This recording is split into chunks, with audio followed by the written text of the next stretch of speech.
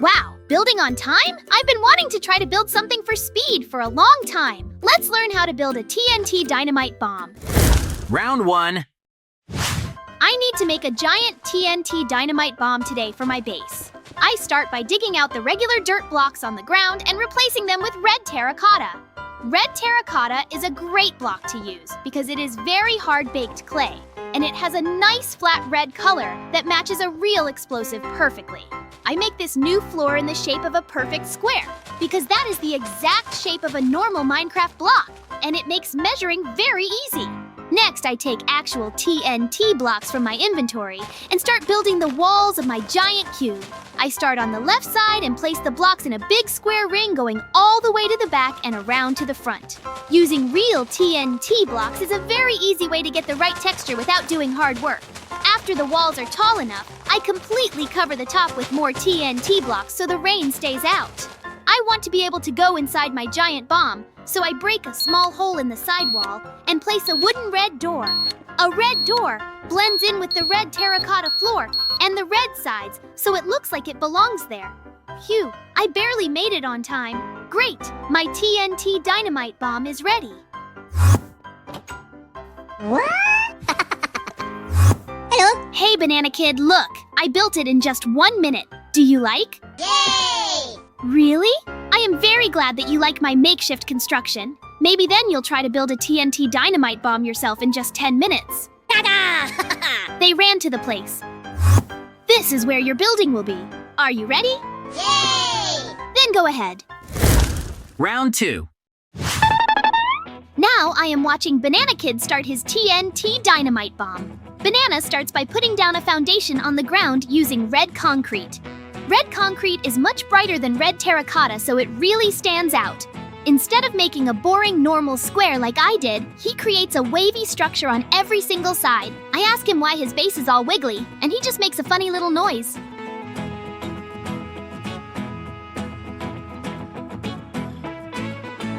A wavy base is actually a very interesting design choice because it makes the building look more organic and less rigid. In building, changing a flat line into a wave adds a lot of visual interest and makes the structure look softer. It is a bit harder to plan a wavy line because you have to count the blocks carefully so they match on every side.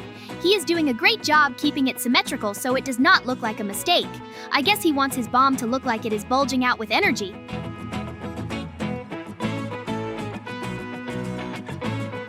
After finishing the wavy floor, Banana starts building the first part of the walls for his TNT dynamite bomb. He continues using the bright red concrete to bring the walls up by a few blocks all the way around the wavy shape. Using the exact same red concrete for the walls and the base makes the whole bottom section look like one solid piece of plastic.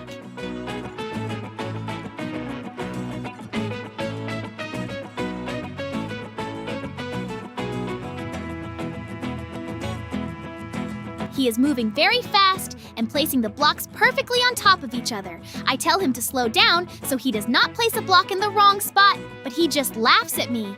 Building thick walls is important if you want a sturdy base that will not fall over in the wind. The red color is so bright it almost hurts my turtle eyes. Real dynamite is very dangerous, and red is the universal color for danger, so it is a perfect choice. He works his way around the whole wavy circle until the red base is tall enough for the next step.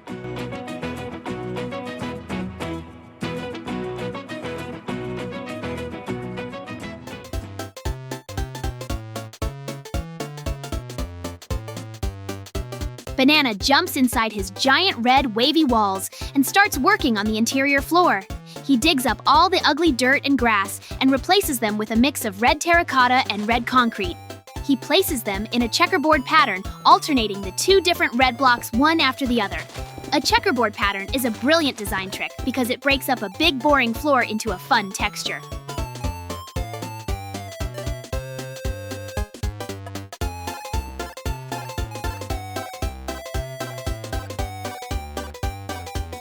Banana Kid has only 7 minutes left. He needs to hurry up.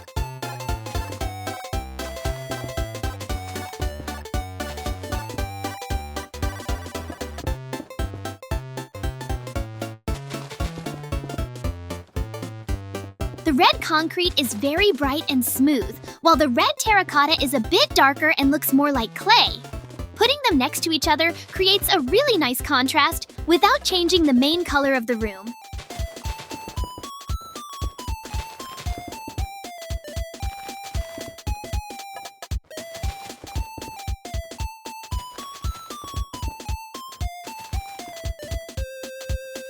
It takes a lot of math to make sure the checkerboard lines up perfectly with the wavy walls, but Banana figures it out quickly. I ask him if he is going to play chess on this floor, and he just giggles. It is a very cozy floor for the inside of a giant, dangerous explosive.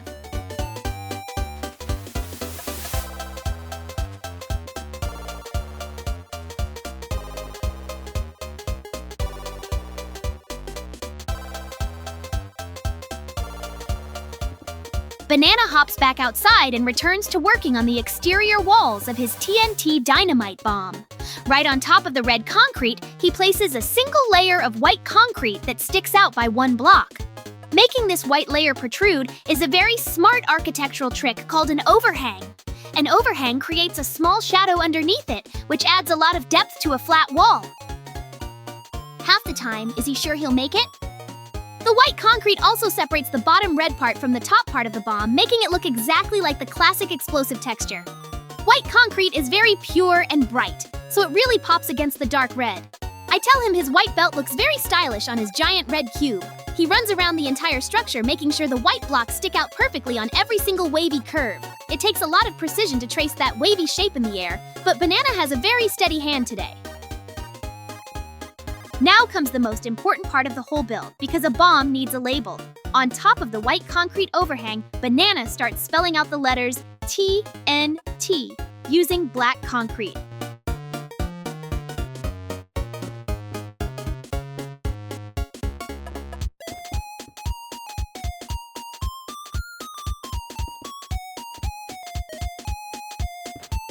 He builds these giant black letters on every single side of the building. Black concrete is the darkest block in the game, so it creates the best possible contrast against the white and red background.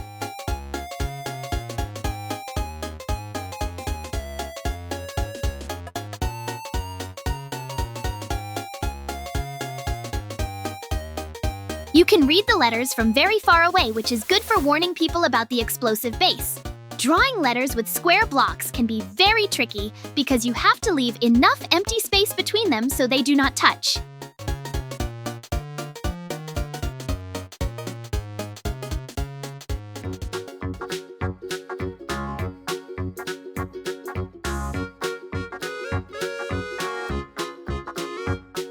Banana measures the distance carefully and places the black blocks to form the sharp corners of the letters. I tell him his spelling is very good today, and he squeaks happily. The giant black letters make the building look very official and dangerous, just like in the cartoons.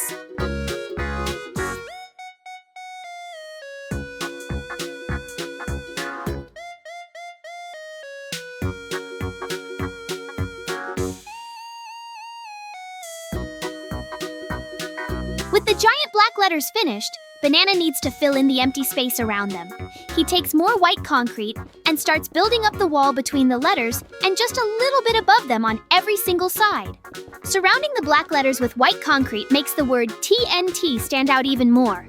In design, this is called negative space, and it is very important for making text easy to read.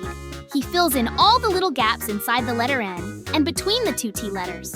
He is being very careful not to cover up his beautiful black text. The white band around the middle of the bomb is now fully complete and perfectly solid. I ask him if he is getting tired of placing all those bright white blocks, but he shakes his head. His wavy TNT dynamite bomb is starting to look very tall and impressive. The white stripe looks like a giant paper wrapper around a dangerous stick. To finish the main body of the bomb, Banana switches back to his bright red concrete. He starts building up the top sections of the side, front, and back walls directly above the white concrete band. This top red section perfectly mirrors the bottom red section, creating a very balanced and symmetrical design. Symmetry is when the top and bottom, or left and right, look exactly the same, and it makes any building look much better. He builds the red wall straight up following the wavy pattern he started on the ground. The red concrete perfectly frames the white stripe and the black letters in the middle. I tell him that he is doing a great job keeping the colors neat and tidy. He is almost finished with the walls and he is moving faster than ever. The giant structure looks very massive and the wavy shape makes it look completely unique. Banana really knows how to make a simple block look cool. Banana finally reaches the very top of his wavy TNT dynamite bomb and starts working on the roof. He creates another checkerboard pattern up here, but this time he uses red terracotta and red sand slabs.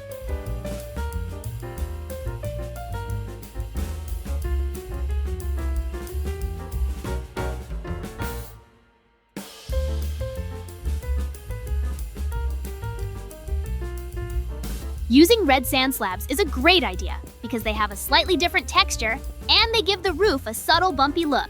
A flat roof can be very boring, so mixing these two blocks makes it look much more detailed.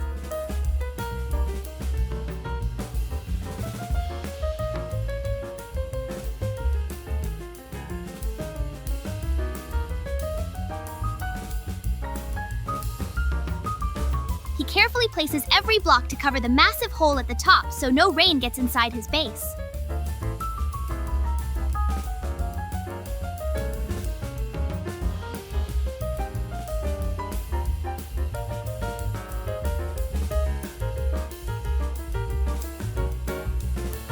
Right in the very center of the roof, he builds a fuse using black concrete.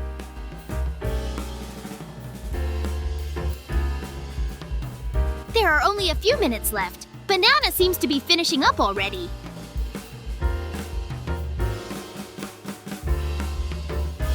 He makes the fuse stick up into the sky like a little crooked tail. A fuse is the most important detail because without it you cannot light the bomb. I tell Banana that his fuse looks perfectly ready to be lit. He jumps off the roof into a pool of water and claps his hands. His bomb looks amazing.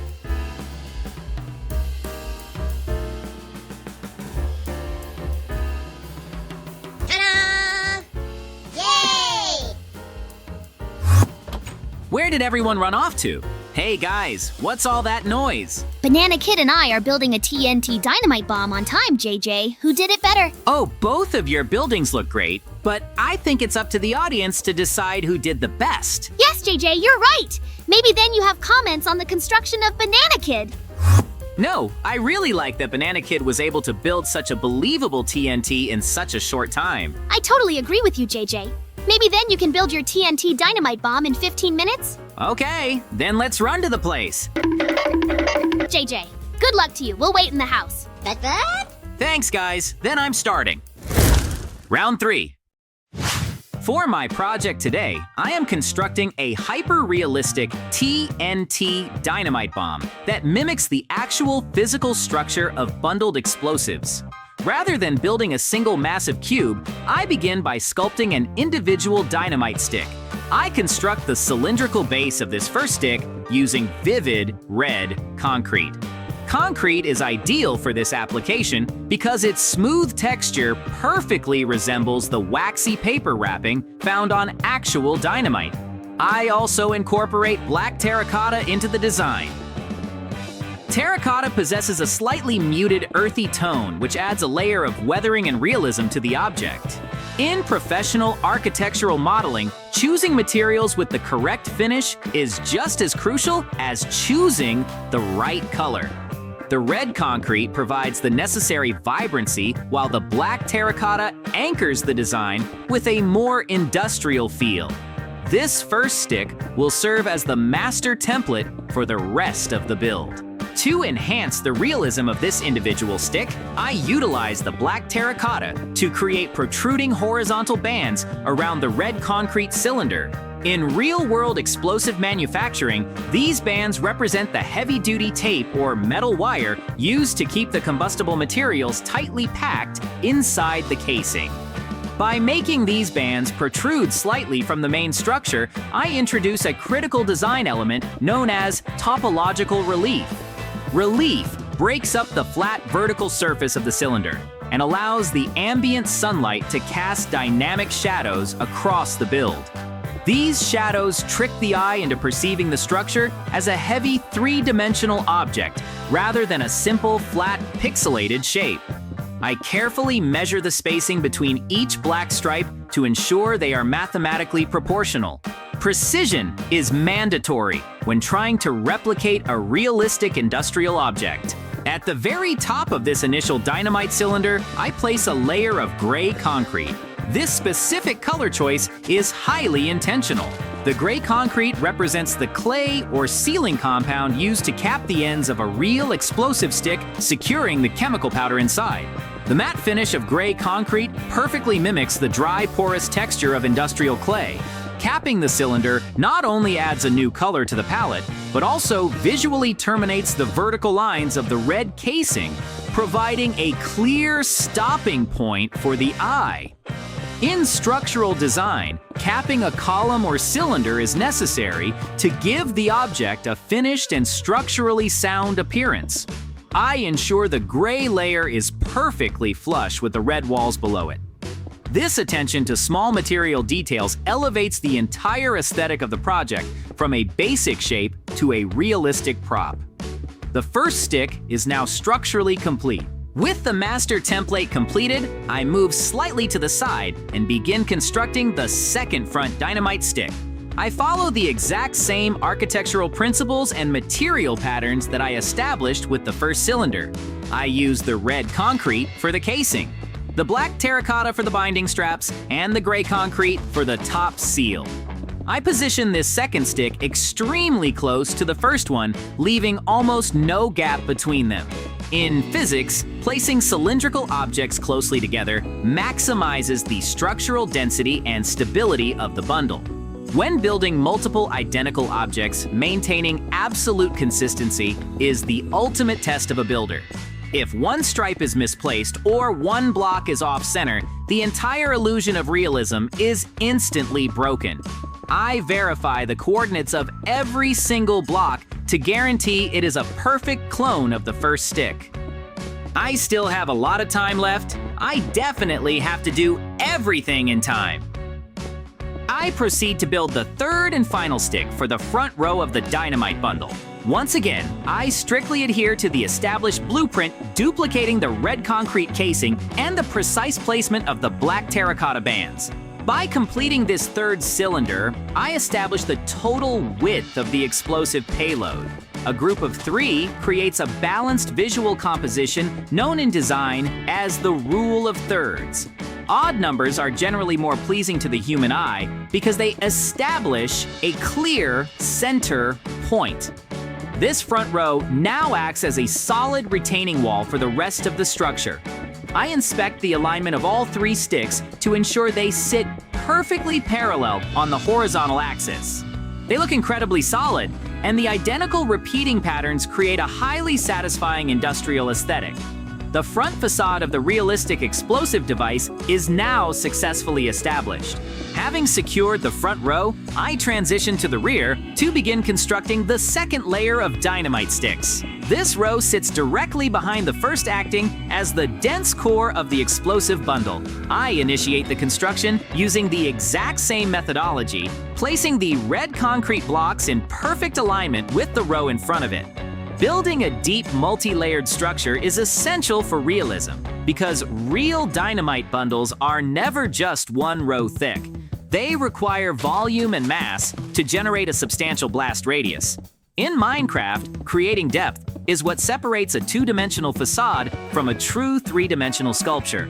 I meticulously stack the blocks, ensuring the height matches the front row perfectly. It takes patience to repeat the same intricate design multiple times, but the resulting volumetric density is absolutely worth the effort. The bundle is gaining significant mass. As I construct this middle row, I must address a critical structural issue. The individual dynamite cylinders need to be physically bound together, otherwise they would simply roll apart under their own weight. To solve this, I strategically connect the adjacent sticks using blocks of black terracotta. I place these connecting blocks at the exact heights where the black protruding bands wrap around the cylinders. This creates the visual illusion that a single continuous strap of heavy tape is wrapping entirely around the grouped explosives.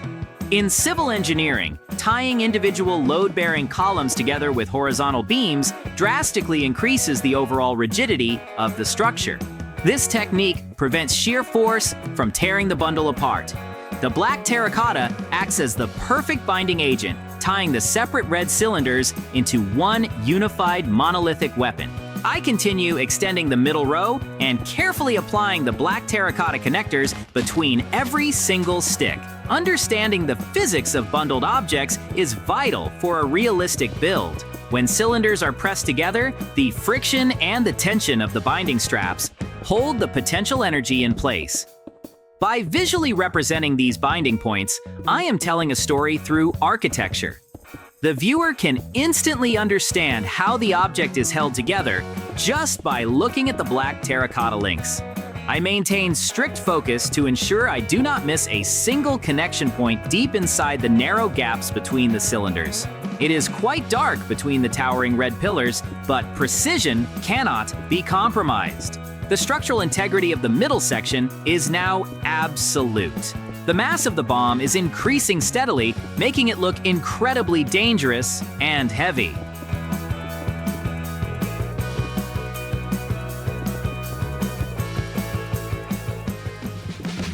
I've got half the time left. I'm kind of in time.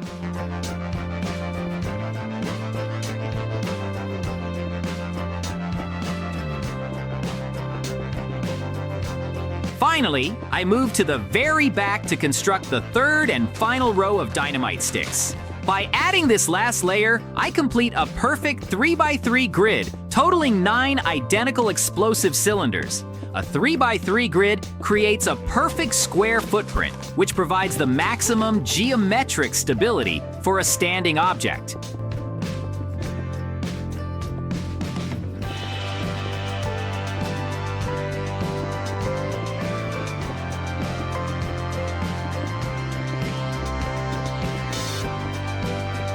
The broad base ensures that the massive structure will not tip over regardless of environmental forces. I replicate the red concrete casing, the gray clay caps, and the black terracotta bindings with exactly the same precision as the first 8 sticks.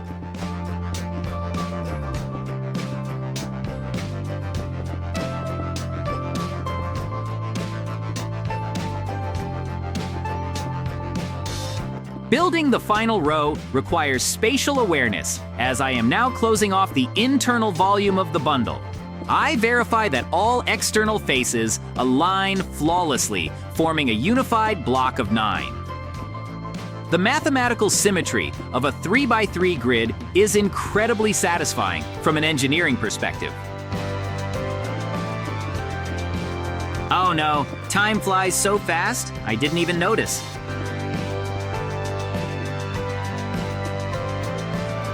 With the main structure of the 9 cylinders complete, I conduct a thorough structural review of the entire bundle. I walk around the perimeter, inspecting every single black terracotta connector to ensure the external binding looks totally cohesive and unbroken. If even one block is missing, the illusion of a tightly wrapped bundle fails.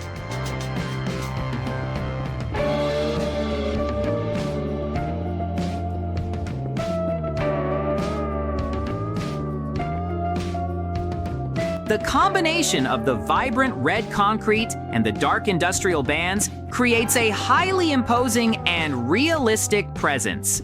In architectural terms, the massing of the object is perfect. It looks heavy dense and entirely functional.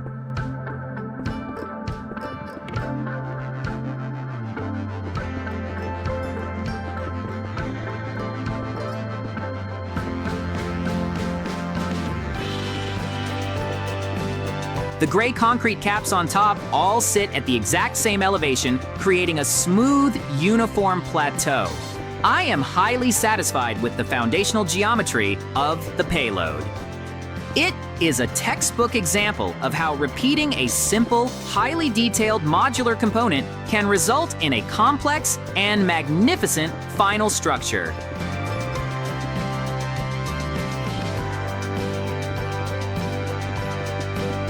Now that the explosive payload is complete, I must construct the ignition system.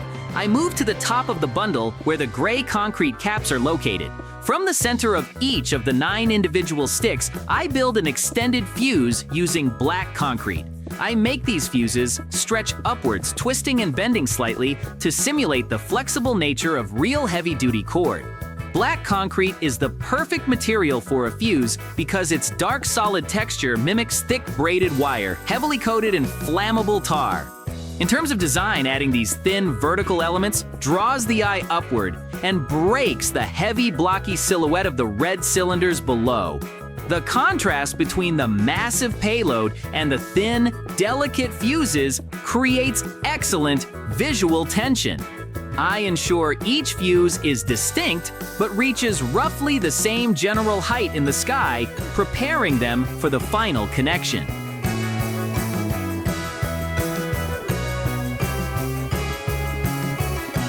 To create a single point of ignition, I carefully angle the tops of all 9 individual fuses inward, bringing them together in the center of the bundle. I use the black concrete to intertwine them into one massive central knot suspended in the air above the cylinders. In explosives, engineering linking multiple detonator cords into a single main trunk line guarantees that all the charges will detonate at the exact same millisecond. This simultaneous ignition is what produces the maximum kinetic force required for a massive blast. Creating this knotted bundle in Minecraft requires placing temporary support blocks to position the black concrete perfectly in midair and then removing them afterward. The resulting thick twisted cable looks highly authentic and mechanically accurate. The electrical and chemical pathway for the explosion is now fully integrated into the design. Last minute, I have to hurry. The final touch for my hyper-realistic TNT dynamite bomb is the active ignition spark. Above the central knot of the black fuse, I construct a dynamic flame. I build the base of the fire using bright orange concrete. The orange represents the cooler, denser core of the combustion process. Directly above the orange, I place blocks of yellow concrete, tapering them upward into a sharp point.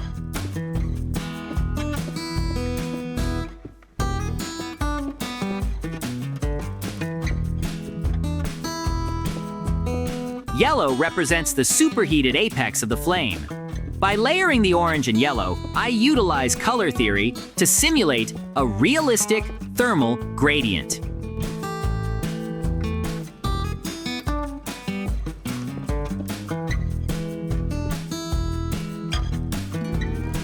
The bright concrete blocks create the visual illusion of a glowing light source against the sky. The sharp, irregular shape of the flame contrasts beautifully with the strict geometry of the dynamite cylinders below it.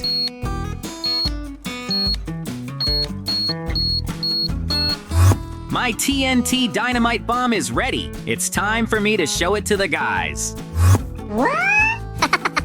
Wow, JJ, you've got the most realistic TNT dynamite bomb of all. I see that you've tried very hard. Thank you guys. I am very glad that you liked my building. Friends, be sure to write in the comments whose building you liked the most. Well, I think it's time for us to finish. Yes, JJ, you're right. Subscribe and like. Bye-bye.